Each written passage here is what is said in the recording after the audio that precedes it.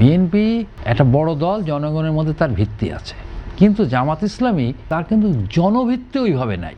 Long March করার জন্যে যে মানসিক শক্তি লাগে, এটা জামাতের নাই। 11 দলীয় জোট কিংবা এনসিপির পক্ষ থেকে কখনো প্রধানমন্ত্রীকে কটাক্ষ করে বক্তব্য দেওয়া হচ্ছে কিংবা কঠোর কর্মসূচির দিকেও যাচ্ছে।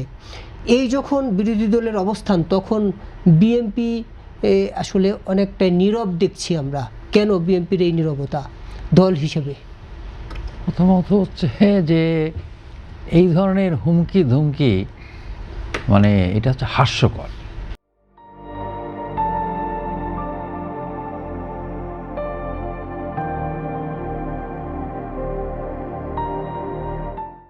আমার কাছে মনে হয় বিএনপির শীর্ষ নেতৃত্ব এটা মুখ টিপে হাসছে যে এরা কারা। কারণ সংসদে 70টা সিট পেলেই কিন্তু শক্তিশালী বিরোধী দল হয় না। মানে জনগণের মধ্যে তার ভিত্তি থাকতে হয়। বিএনপি একটা বড় দল, জনগণের মধ্যে তার ভিত্তি আছে, কিন্তু জামাত ইসলামী 70টা সিট পেয়েছে, তারা সংসদে বিরোধী দল, কিন্তু মনে রাখতে হবে তার কিন্তু জনভিত্তি ওইভাবে নাই। তারা এবং তাদের মানে তারা রাজনীতি, তাদের কোনো সুনির্দিষ্ট কর্মসূচি নাই। যেমন তারা কদিন আগেও বলতো, এই নির্বাচনে আগেও বলতো, আমরা আল্লাহর আইন, সৎ লোকের শাসন চাই। এখন কিন্তু তারা আর এই কথা বলে না। তারা এখন শরিয়া আইনের কথা বলে না, তারা শরিয়া আইন থেকে সরে গেছে। তার মানে কিন্তু তারা শিফট করছে, কারণ ওরা জানে শরিয়া আইনের কথা বললে, আল্লাহর আইনের কথা বললে পার্লামেন্টের ব্যবস্থা নাই। আল্লাহর আইনে কিন্তু নির্বাচনের কোনো বিধান নাই।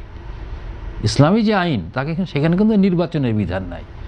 এবং আপনি নিশ্চয়ই জানেন, শুধু নির্বাচনের বিধান না, ক্ষমতা হস্তান্তরের বিধানও নাই। কারণ সেটা কি ছিল? মূলত খেলাফত। 4টে খেলাফত ছিল ইসলামে।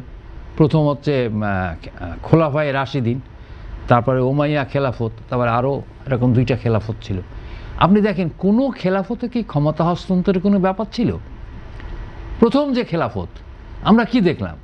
কতল করে ফেলে মসজিদের মধ্যে কল্লা রেখে দিল, তারপরে ক্ষমতা হস্তান্তর। 2টা খলিফার এই অবস্থা হয়েছে।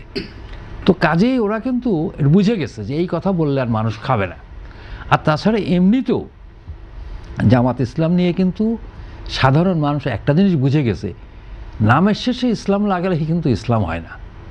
কারণ এটা এখন সবাই বলে কি জানেন, এটা হচ্ছে মওদুদির ইসলাম।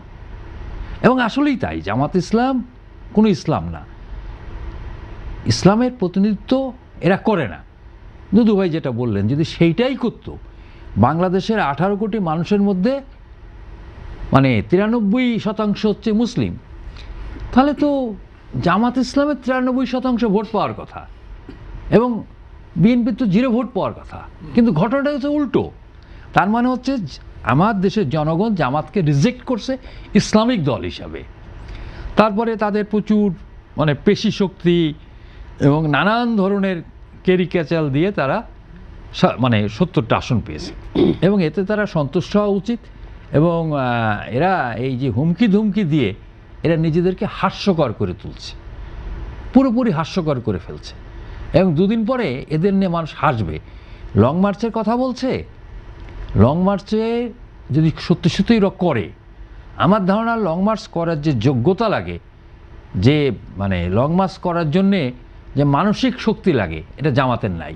কারণ জামাত কি করে, মনে করেন ঢাকায় যখন একটা সমাবেশ করে, আমরা দেখি না একটা বিশাল সমাবেশ, তখন করে কি জানেন, সারা দেশের জামাতের যত লোক আছে সবাইকে নিয়ে আসে। কারণ এরা তো জামাতের কর্মী না, এরা হলো জামাতের কর্মচারী।